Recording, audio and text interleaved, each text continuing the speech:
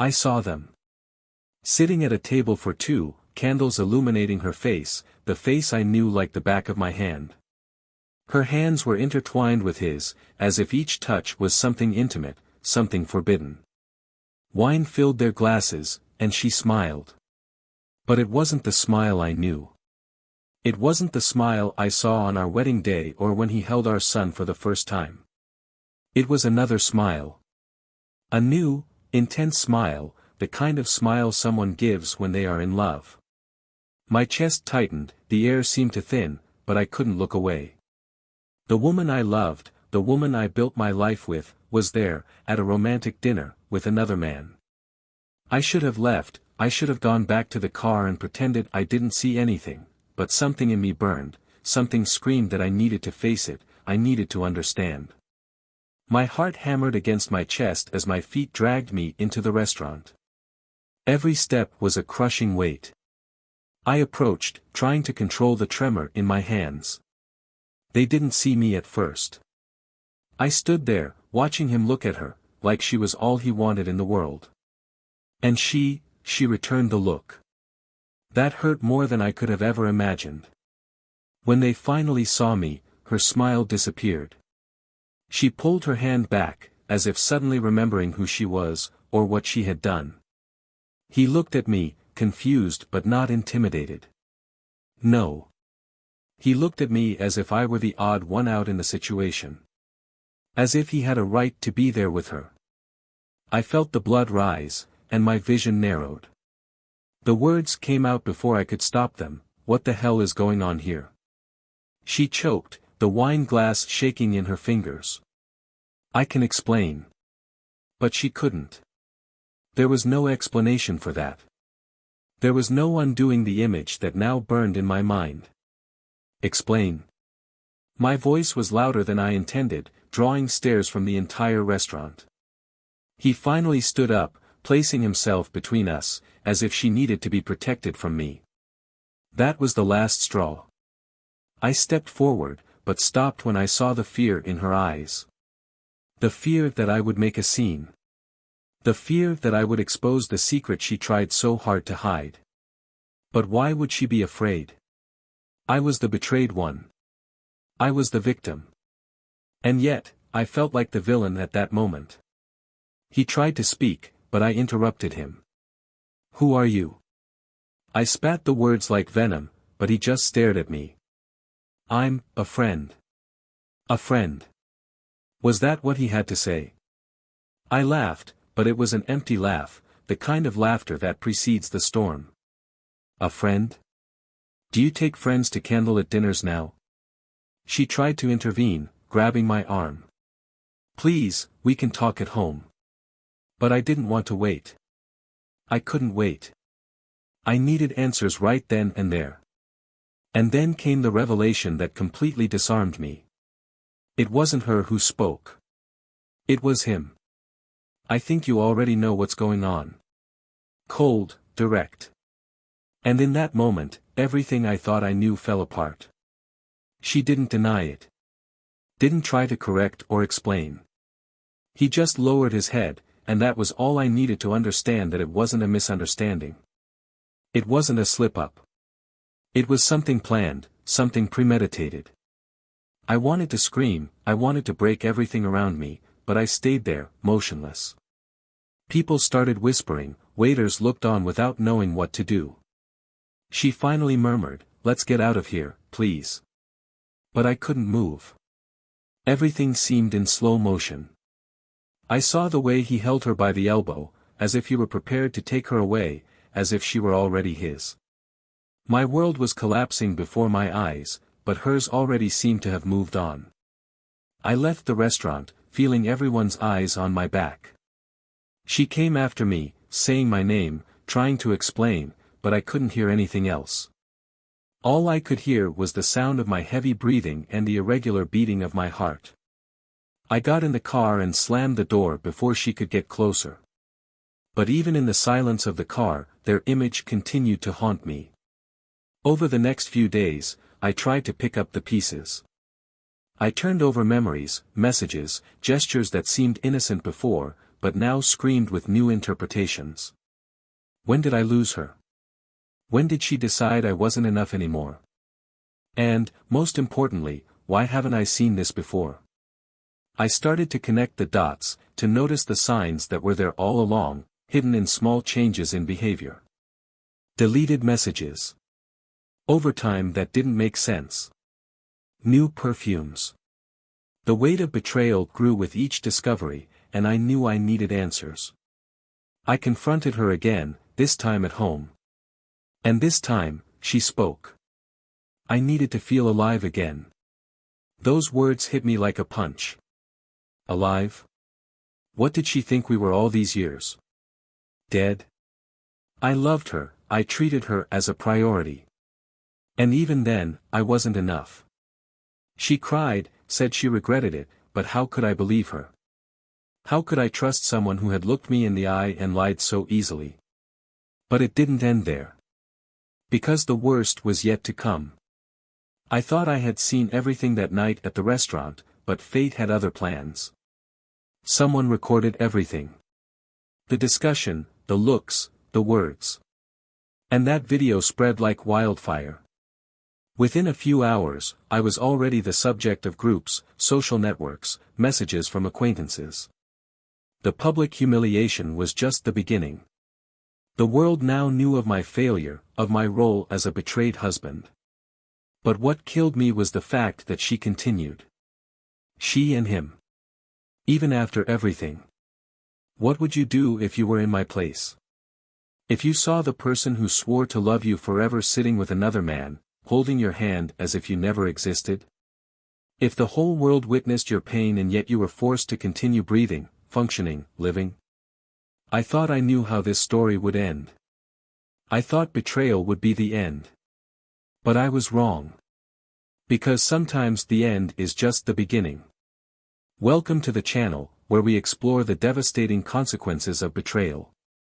Make it clear from now on, we do not support or romanticize infidelity. Our stories are fictional, but they carry real lessons about how betrayal can destroy lives, trust and families. Get ready to dive into an intense narrative, full of twists and turns, raw emotions and dark secrets. Now sit back, take a deep breath and be ready to hear a story shocking and unforgettable. Happy listening. Michael always believed that his life was a reflection of the right choices. At 37 years old, married to Emma for 12 years, he felt like he was part of something solid, something that would stand the test of time. They had met at college, two young people full of dreams and plans for the future. She was sweet, with a look that always seemed full of promise. He was determined and with a sense of responsibility that attracted her. Together, they built what many would call a perfect life. They bought a spacious house in a quiet neighborhood, with a well-kept garden and a balcony that became Emma's favorite refuge on sunny afternoons. For Michael, the house represented stability, the home he always wanted to offer her. But, over the years, the initial dreams were replaced by predictable routines. Michael worked as a manager at a technology company and spent hours in the office, trying to ensure the family's financial growth. Emma, on the other hand, left her career as a designer to dedicate herself to her home. She liked decorating every corner of the house and taking care of the garden, but sometimes she would look out the window and miss something she couldn't define.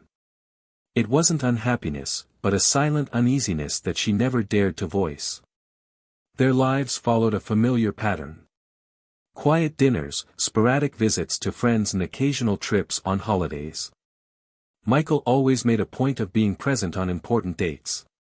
He knew how much it meant for Emma to feel valued, and he worked hard to keep the spark of marriage alive.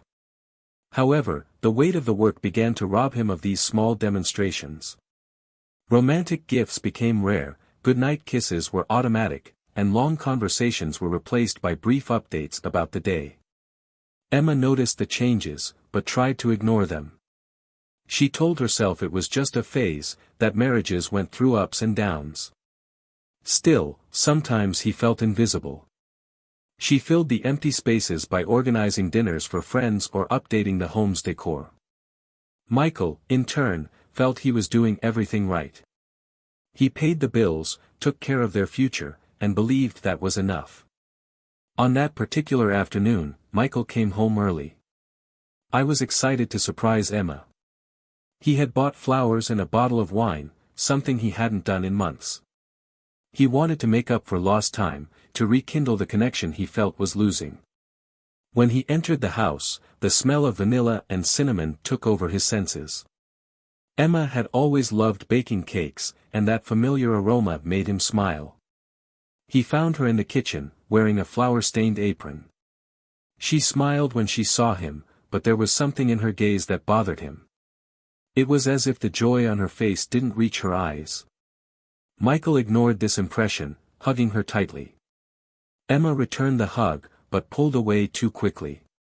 They talked about the day, about plans for the weekend and about the dinner she was preparing for a couple of friends. Michael tried to ignore the feeling that there was a distance between them, something he couldn't name. Later, as Emma set the table, he watched her in silence. She seemed distracted, her fingers moving the cutlery from side to side without purpose. He came over, held her hand and asked if everything was okay. She smiled, saying she was just tired. Michael wanted to believe it. I wanted to believe that tiredness explained that invisible barrier he felt growing between them. That night, after dinner with friends, Emma was silent for longer than usual. They sat on the porch, and she rested her head on his shoulder. Michael felt a momentary relief, as if that simple gesture erased all doubts. But deep down, something in him remained restless. The following days passed as usual. Michael immersed himself in work, while Emma continued to be busy with household chores. However, he began to notice small changes. Emma started going out more often. He said he needed to distract himself, that he was trying to get back to old hobbies. Michael didn't question it. He wanted to believe that this was positive, that it was part of her effort to feel happier. One day, upon arriving home early again, Michael found Emma's cell phone on the table. The screen lit up with a message, but he looked away, reminding himself that he trusted her. Even so, the unrest persisted. He noticed that she smiled more lately, but he didn't know if that smile was for him. Later that week, Emma suggested they go out to dinner. Michael was surprised and excited. He got ready carefully, chose an elegant restaurant and did everything he could to make it a special night. But during dinner, he noticed that she seemed distracted. She looked at her cell phone more often than usual and, at times, seemed lost in thought. Back home, Michael tried to talk about what he was feeling. She asked if there was anything that worried her. Emma denied, smiling and saying everything was fine. He wanted to believe it, but he couldn't shake the feeling that something was wrong. Over the next few days, Michael began to pay more attention. He noticed subtle changes in her behavior. New perfumes, more elegant clothes and a new personal care routine. He tried to ignore the suspicions that were beginning to arise, but as time passed, those doubts became impossible to ignore.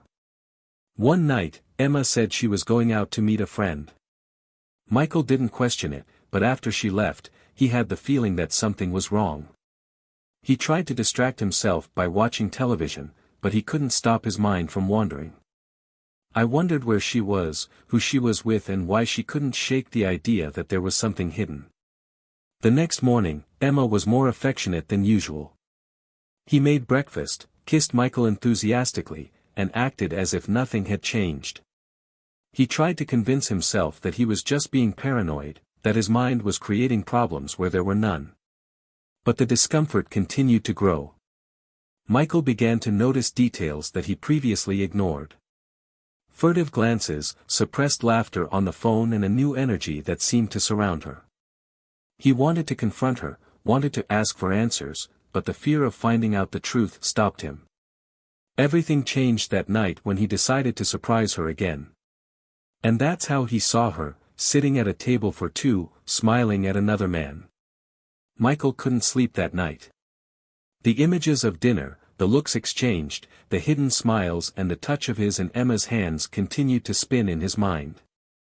He tried to find a rational explanation, something that would ease the growing pain in his chest, but each possibility seemed more absurd than the last. Her words echoed, asking them to talk at home, promising an explanation that he knew would never be enough. The next morning, the bed next to him was empty. He walked down the stairs slowly, feeling the weight of each step, as if he were crossing a minefield. He found Emma in the kitchen, distractedly stirring her coffee, with the calm expression of someone who had done nothing wrong.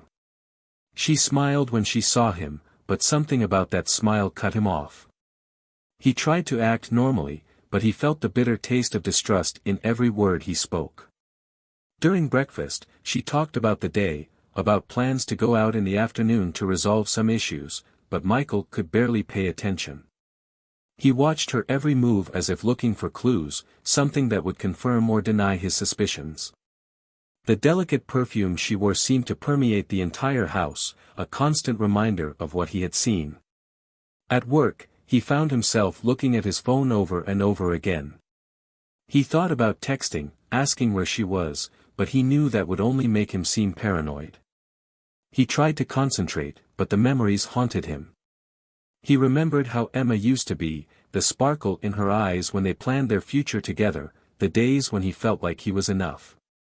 Now he felt out of place, as if he had lost his place in her life. In the days that followed, Michael began to pay more attention. He noticed that Emma went out often, but never gave many details.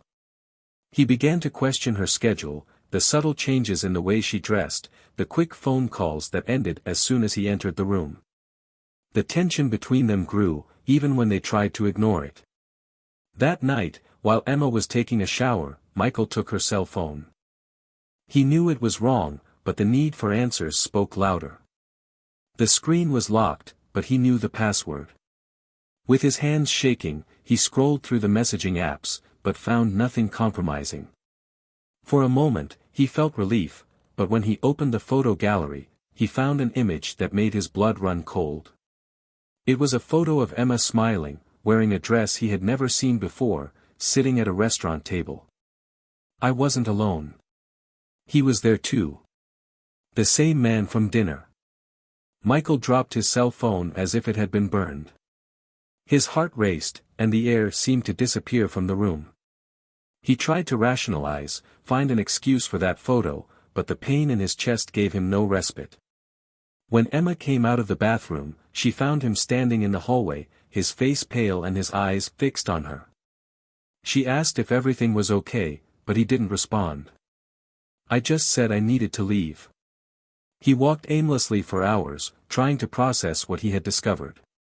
The images repeated themselves in his mind, each detail gaining new meanings. He thought about confronting her immediately, but something stopped him. He needed more. I needed to understand what was happening before acting. Over the next few days, Michael became a shadow in his own home. He watched Emma with an analytical gaze, attentive to every gesture, every word. She didn't seem to notice, continuing with her routine as if nothing had changed. This made him even more uneasy. It was then that he decided to follow her. That afternoon, Emma said she was going out to meet a friend. Michael waited for her to leave and followed her from a distance. His hands were sweating on the steering wheel, and his heart was hammering in his chest. He felt ridiculous for doing this, but the need to know the truth consumed him. When he saw her park in front of a restaurant, the same one for dinner, he felt a sinking sensation in his stomach. He waited a few minutes before getting out of the car. He walked to the entrance and stopped in front of the door, unable to move forward. But then he saw her, sitting at the same table, with the same man. They laughed, leaning towards each other, as if they were in a world apart. Michael entered and stood near the entrance. The noise of conversations around them seemed distant. All he could hear was the sound of blood pulsing in his ears. Emma saw him and froze. The man looked too, but didn't move. For a moment, no one said anything. Then Michael stepped forward. His voice was low, but full of emotion. He asked what was happening, but Emma's response was a whisper that he could barely understand. The man stood up, placing himself between them, and Michael felt anger boil inside him. He asked who he was, but the man just said it wasn't what it looked like. Emma tried to intervene, but Michael stopped her. He asked how many times this had happened, since when it was happening. She tried to deny it, but the look in her eyes said it all. He didn't need anything else. The betrayal was there, exposed, and nothing could erase what he had seen. Michael left the restaurant, leaving Emma and the man behind. He walked to the car, but didn't get in. He stood still, looking at the reflection in the glass. The image of the man holding her hand, the way she smiled at him, all of it haunted him. He knew that night would change everything. When Emma arrived home, she found Michael sitting on the couch, looking blank. She tried to speak, but he interrupted her. He said he knew everything, that he had seen it with his own eyes. She started crying, saying she didn't want to hurt him, that it had all been a mistake. But Michael couldn't hear. As she continued trying to explain, he got up and left the room. He closed the bedroom door and locked himself inside, leaving Emma outside, sobbing. Silence took over the house that night. Michael lay awake, thinking about everything that had happened. He knew this was just the surface. Something else was hidden beneath that betrayal, something he hadn't yet discovered. And he needed to know. Michael stood in the room, staring at Emma as if he were seeing a stranger. She was sitting on the couch, her eyes red from crying, but he couldn't feel sorry. The pain in his chest was greater than anything else. The betrayal had exploded like a bomb in his life, and he could barely breathe. She tried to speak, but he raised his hand, asking for silence. He didn't know if he wanted to listen to her. Part of him needed answers, but another part just wanted to run away, leave everything behind. Emma shifted on the couch restlessly, her fingers tightening the fabric of her pants as if that could contain her anxiety. She said she knew she had no justification for what she had done, but that she needed him to listen to her. Michael laughed, a bitter laugh, the kind of sound that comes when the pain is so great that it finds no other way out. He asked how she could expect him to hear anything after everything she'd done, after everything he'd seen. She tried to get closer, but he pulled back, as if her touch burned him. Emma said she never wanted to hurt him, that she never planned for things to come to this point. She said it started with something innocent, that she felt alone and out of place, that she needed to feel alive again. Michael interrupted her, asking if she really thought he was to blame for that, if she was trying to justify the unforgivable. She shook her head and asked him to stop, to let her talk. She started talking about how she met this man, saying it was through a friend, but Michael didn't want to hear about the beginning. He wanted to know why. He wanted to know when she had decided that their love was no longer enough. Emma stood up, pacing back and forth, as if searching for the right words. She said it all started because she felt ignored, but over time she realized the problem was deeper. Michael asked what she meant by that, and she hesitated. For a moment he thought she was going to lie again, but then she looked straight at him and said she had been lying throughout their marriage. She said that betrayal wasn't the worst thing she had done. Michael felt his stomach sink. He asked her to explain, to say what she was trying to hide. She started crying again and said the man he saw her with wasn't just someone she was seeing. He was someone from the past. Someone she knew before she even met Michael. Michael didn't understand at first. He asked what it meant, why it was important.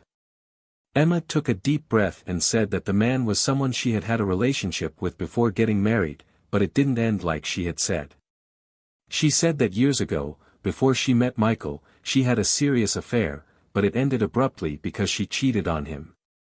Michael interrupted her, asking why that was relevant, but Emma continued. She said she got pregnant, but never told him. She said she abandoned him, pretending she was leaving because she needed time, when in reality she had already decided she didn't want him to know. Michael was silent, feeling the anger building inside him.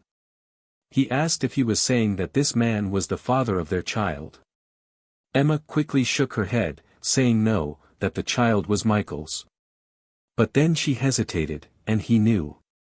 I knew it before she even opened her mouth to say she wasn't sure. Emma explained that, when she got pregnant, she was already dating Michael, and that she never took tests to find out who the father was. He said that, deep down, he was always afraid of the answer, but that, as time went by, he decided to believe that the son was Michael's because it was easier that way. Michael felt the world crashing down around him. He asked if she really expected him to believe this was an innocent mistake, that she just didn't know what she was doing. Emma began to beg, saying that it didn't matter who the biological father was, that Michael was always the real father, the one who was present, who cared, who loved unconditionally.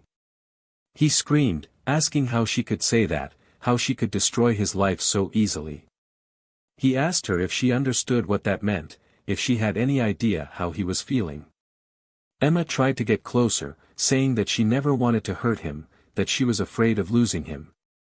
Michael walked away, saying she had already lost him. He said he didn't know if he could look at their son in the same way, that he didn't know if he could stay in that house, in that marriage. Emma begged him not to give up, so they could take the test and clear up their doubts, but Michael said he didn't know if he wanted to know the truth. The pain in his chest was overwhelming. He looked at Emma and saw a woman he no longer recognized. Everything he thought he knew about her, about their marriage, was destroyed. He asked her if she really thought she could hide it forever, if she thought he would never find out. She cried, saying she wanted to believe that she would never have to tell, that everything would work out. Michael left the house that night, leaving Emma on the living room floor, crying. He drove aimlessly, feeling the weight of the world on his shoulders. I didn't know what to do, I didn't know how to move forward. All he knew was that nothing would be the same as before. And as I drove, the doubt grew. Could he forgive her? Or was that the end? Michael drove for hours but didn't know where to go. The night seemed darker than usual, and the emptiness inside him made the air heavy. He stopped in a deserted parking lot, rested his head on the steering wheel and closed his eyes, but Emma's words kept echoing in his mind. Her every sentence was a knife spinning in his chest. He tried to push away the pain, but it was growing like a wave about to swallow everything. He took a deep breath, but there didn't seem to be enough air. He picked up the phone and thought about calling a friend, but what would he say? How would you put into words what had just happened? No explanation seemed to make sense. His world had fallen apart in a matter of minutes. Emma had lied for years. She had built a life alongside him while hiding a secret that changed everything. The doubt about the paternity of their son now haunted him, and he didn't know if he could face it. After a while, Michael returned home. When he entered, the light in the room was still on. Emma was sitting on the couch, her eyes fixed on the door. As soon as she saw him, she stood up quickly, but he raised his hand to stop her from approaching. She stood there, still, her face marked by tears.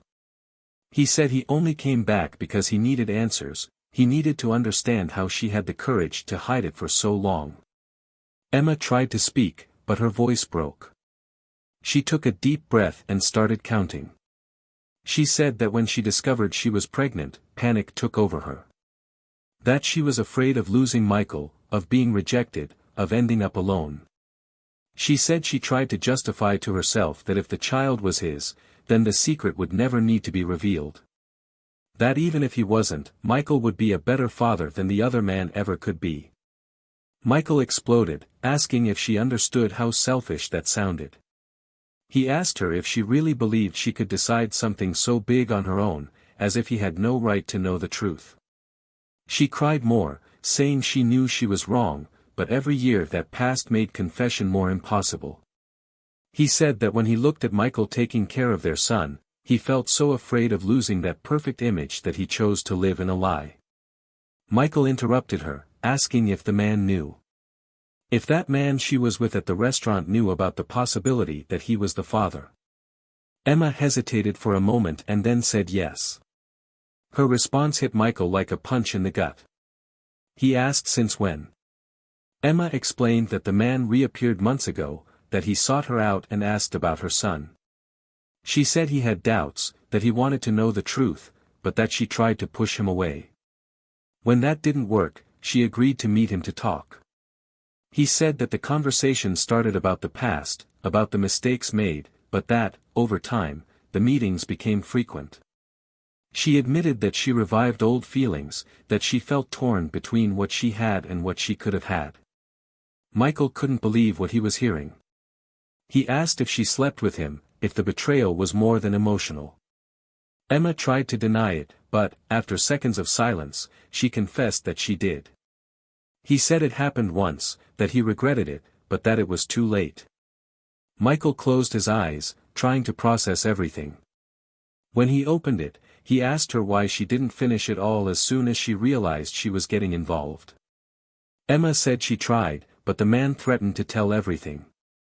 She said he wanted to know the truth about his son and that if she didn't help, he would go to Michael directly.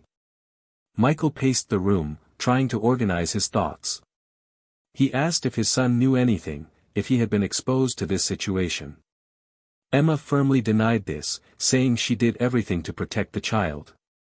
But that didn't calm him down. He said it didn't matter if his son knew or not, because now everything was destroyed. She asked him not to give up, that they try to resolve this together, but Michael shook his head. He said he didn't know if he could look at her the same way, if he could trust her again. Emma walked over and grabbed his hand, but he pulled away. He said he needed time to think, but Emma insisted, saying he couldn't just run away. He asked what would happen if the DNA test showed that the child was not his.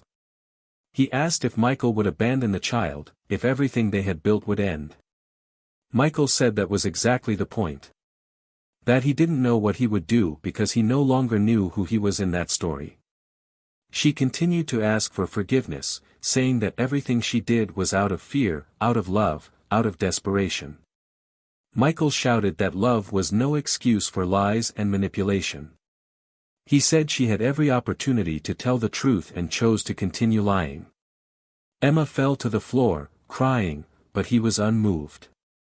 He was too tired to feel anything other than anger. Michael went out again that night. He drove to a hotel and spent hours staring at the ceiling.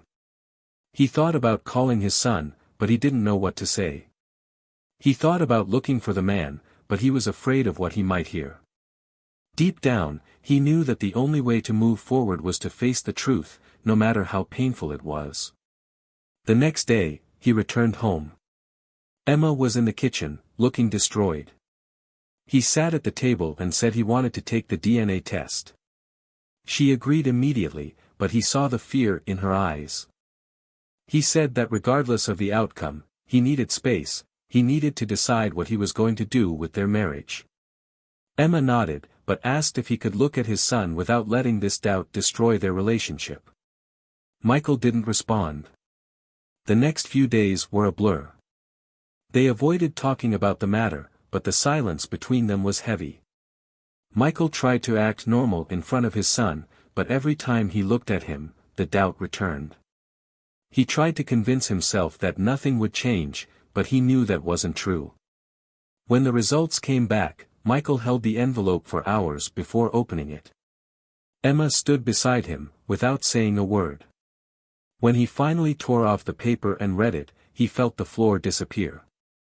He closed his eyes, trying to absorb the information. Emma asked what it said, but he couldn't answer. He just put the paper on the table and left the room. Emma stood behind, tears silently falling as she read the words that confirmed what she feared most. The son was not Michael's. She broke down, but she knew that at that moment, nothing she said could fix what had been broken. Michael, outside the house, looked at the dark sky and knew that his life would never be the same. Michael stood on the porch, feeling the cold wind cut into his skin as the weight of the words on that paper crushed his chest. He pressed the envelope between his fingers, as if he wanted to tear it up, erase it, make the printed letters disappear along with everything they had destroyed. But he couldn't. The truth was there, irreversible, and its echo reverberated in every corner of his mind. He looked at the dark sky, but only saw emptiness. I tried to find an answer, but every possibility seemed wrong. He didn't know what he should do, what he could do. Inside the house, Emma waited. Sitting on the sofa, her hands shook as she pressed a pillow to her chest. His eyes were fixed on the door, waiting for Michael to come in, waiting for him to say something, anything that would indicate what he was feeling. His silence was unbearable, but she didn't dare break it. I knew he needed that time. He knew that any wrong word could be the end of what was still between them. When Michael finally entered, Emma jumped to her feet, but he looked away. He walked to the kitchen and filled a glass of water, his hands shaking so much that he almost dropped it. Emma approached slowly, stopping near the table. She wanted to talk, she wanted to say she was sorry, but she knew that regret wasn't enough. The silence grew between them until Michael finally broke it. He asked how she could have done that to him. He asked how she had the courage to carry that secret for so long, knowing how much he loved her, knowing how much he loved that boy. Emma tried to respond, but her voice broke. Michael continued, anger exploding in every word. He asked her if she understood what she had done to him, if she had any idea how much it destroyed him. He asked if she ever thought about the consequences, if she ever stopped to consider what would happen if the truth came out. Emma was crying, but he couldn't stop. He said he trusted her, that he built an entire life based on lies. He said he no longer knew who she was, that everything he thought about her had turned into doubt. Emma tried to get closer, saying that she still loved him, that everything she did was out of fear of losing him. He said he was always the father, that nothing would change that. Michael walked away, asking if she really believed those words, if she thought it was enough to say that she loved him to erase everything that had happened. He said that love was no excuse for lies, that true love required honesty. She begged him not to give up, saying they could still fix things, that they could still be a family. But Michael shook his head, asking how they could continue to be a family when he didn't even know who that boy was to him anymore. He asked her if she really thought she could look at their son without thinking about the man who might be his real father. Emma cried more, saying that she knew she had destroyed everything, but that she would do anything to make it right. Michael was silent for a moment, then said he didn't know if there was anything to fix. He said he needed time, that he needed space to think. Emma tried to hold him back, but he let go, saying he didn't know if he could forgive her, that he didn't know if he wanted to forgive her. He said that, at that moment, he just wanted to get away from her. He grabbed some clothes and left the house, leaving Emma on the floor, with her hands covering her face. Michael drove aimlessly, his mind spinning with conflicting thoughts and emotions. He wondered if he could still be that boy's father, if he could still look at him without seeing another man's face. He wondered if he could live with that doubt for the rest of his life, even though he knew the answer. For the next few days, Michael stayed in a hotel. I tried to concentrate on work, but it was impossible. I spent hours staring at the phone, thinking about calling Emma, but I never had the courage. He thought about his son, how he wasn't to blame for anything, and that destroyed him even more. He tried to convince himself that he could overcome it, but every time he imagined Emma in another man's arms, the anger returned. Emma sent messages every day, asking him to come home, asking them to talk. He said he would do whatever it took to save the marriage, but Michael didn't respond. He didn't know if he wanted to save something that was already so broken. One night, as he stared at the ceiling of his hotel room, Michael thought about his son. She remembered the day he was born, how he held that little being in his arms and felt that everything in his life made sense. He remembered the first steps, the sleepless nights, the laughs and hugs. It made him cry for the first time since the truth came out. He realized that regardless of the result of that test, he would always love that child. But loving didn't erase the pain. He returned home the next day. Emma was in the kitchen, and the look of surprise and relief on her face almost made him flinch. But he stood his ground. She said she was only there to talk about her son, that she still didn't know what she would do about marriage. Emma nodded, saying she understood, but still had hope. They sat at the table and talked for the first time since everything happened. Emma said she didn't expect immediate forgiveness, but wanted to fight for her marriage. She said she was willing to go to therapy, rebuild trust, do whatever was necessary. Michael said he didn't know if he could trust her again, but he was willing to try for his son. He said they needed to think about his well-being before anything else. Over the next few days, they began to organize. Michael returned home, but slept in another room. They held formal conversations, avoiding arguments, but the tension was palpable. Emma did everything she could to show she was sorry, but Michael remained distant. He began to observe his son with new eyes, trying to find features that weren't his. It destroyed him inside, but he couldn't help it. Every smile, every gesture, brought doubt back. Emma noticed, but said nothing. She knew Michael needed time. But he also knew that time could push them further apart. Their lives became a cold, calculated routine. They tried to act like a family in front of their son, but the void between them grew. Michael wondered if this could last or if, at some point, everything would fall apart once and for all. Meanwhile, Emma lived in constant fear that Michael would give up. She knew he was fighting his feelings, but she didn't know how long he could hold out.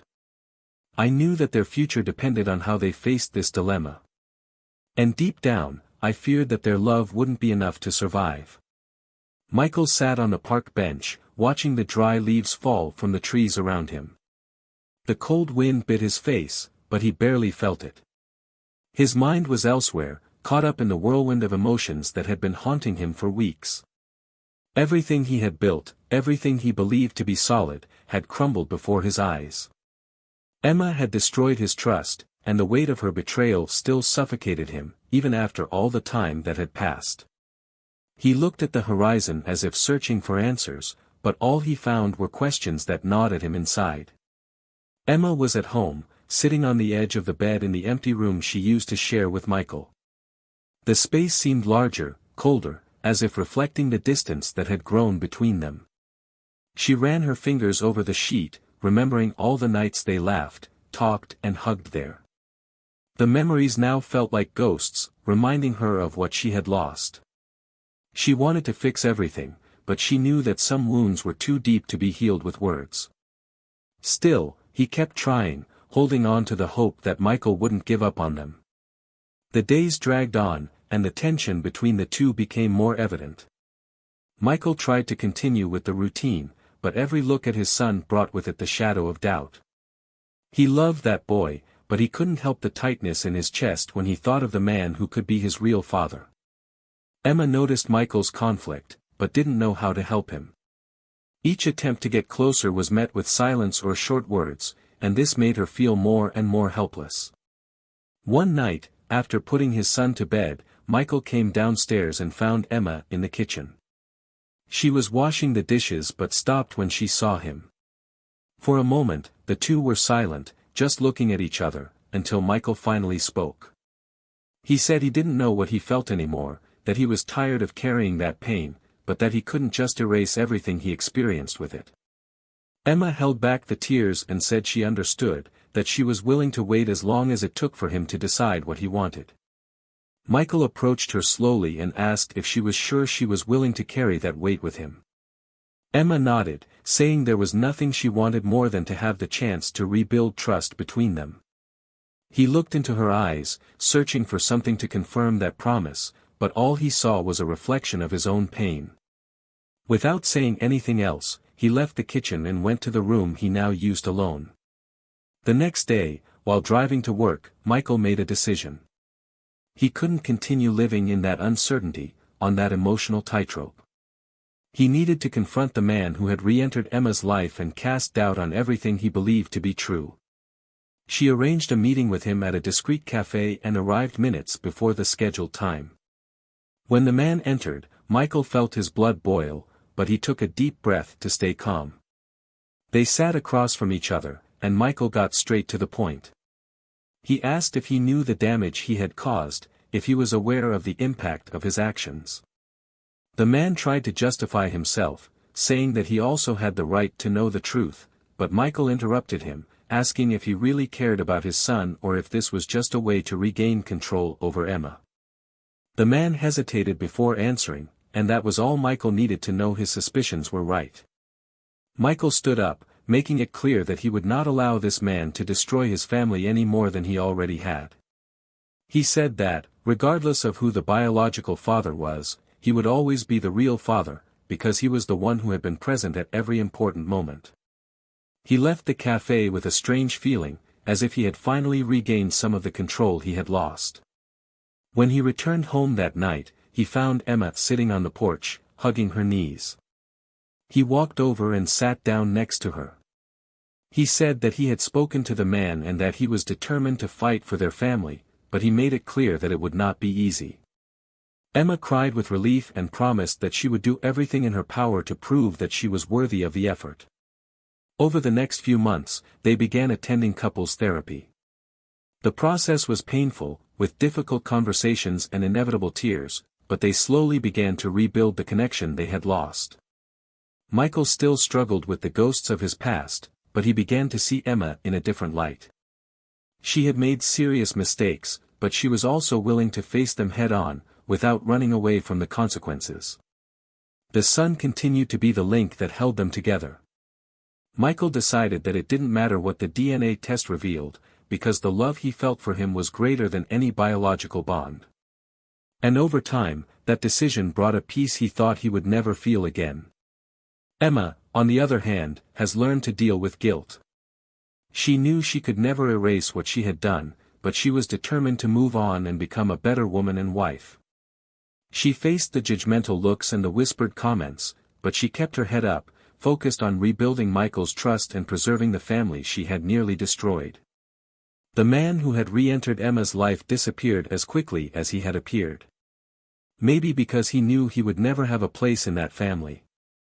Maybe because he realized he couldn't compete with the bond Michael and his son shared. Years later, Michael and Emma still carried the scars from that period, but they had found a way to turn them into reminders of how hard they fought to keep their family together. They knew they would never be the same as before, but they had learned to value what they had and to no longer give space to secrets and lies. Their story is a reminder of how destructive betrayal can be, but it also shows that redemption is possible for those who are willing to face the consequences of their mistakes. Now we want to know what you thought of this story. Leave your comment below with your opinion. Do you believe that forgiveness is possible in cases like this? Or do you think some betrayals are unforgivable? Don't forget to subscribe to the channel for more impactful stories like this. Remember, the channel does not in any way support any type of cheating. Thanks for listening to the end, and until the next story.